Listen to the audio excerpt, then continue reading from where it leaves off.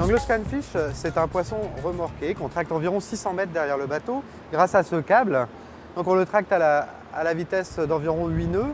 Et lui, donc grâce à ces petites ailettes qu'on voit à l'arrière, il va orienter son aile pour prendre de la portance, ce qui lui permettra d'onduler entre 120 mètres de fond et la surface avec un aller-retour environ tous les 3 minutes. Pendant ces cycles, il va effectuer des mesures de turbidité de l'eau et de chlorophylle, ainsi que les mesures plus traditionnelles de salinité et température en fonction de la pression. Toutes les données sont remontées en temps réel par le câble au bateau et les ordres sont transmis dans l'autre sens.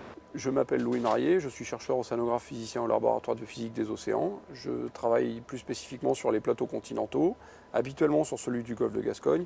Et donc là, je suis venu en collaboration avec les organisateurs de la campagne AWA. Ici, nous avons l'écran qui me permet de contrôler le fonctionnement du scanfish. Le scanfish est un instrument qui est tracté derrière le bateau et qui fait automatiquement des ondulations dans la colonne d'eau de façon à pouvoir mesurer progressivement les propriétés de l'eau, température, salinité, turbidité et concentration en chlorophylle au fur et à mesure de l'avancée sur une section. Donc nous voyons par exemple en rouge la courbe qui marque son immersion au fur et à mesure de sa descente.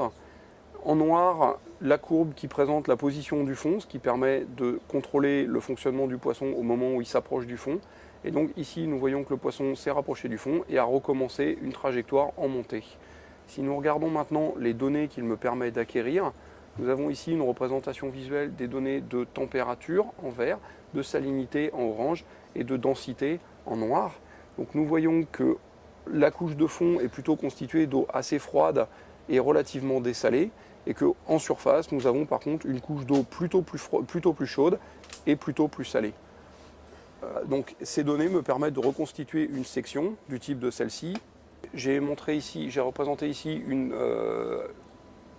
section une synthèse donc, des données de concentration en chlorophylle qui ont été observées donc, le long de la radiale que nous suivons depuis désormais 2 jours. Et donc nous voyons des eaux relativement pauvres en chlorophylle en fond, donc là ça fait la teinte bleue. Et avec en surface par contre des concentrations variables qui dépendent de l'endroit où on se trouve et de l'activité tourbillonnaire ou de ce qui se passe au voisinage, si un cap, une péninsule, quelque chose fait ressortir de la matière qui permet de faire pousser du phytoplancton.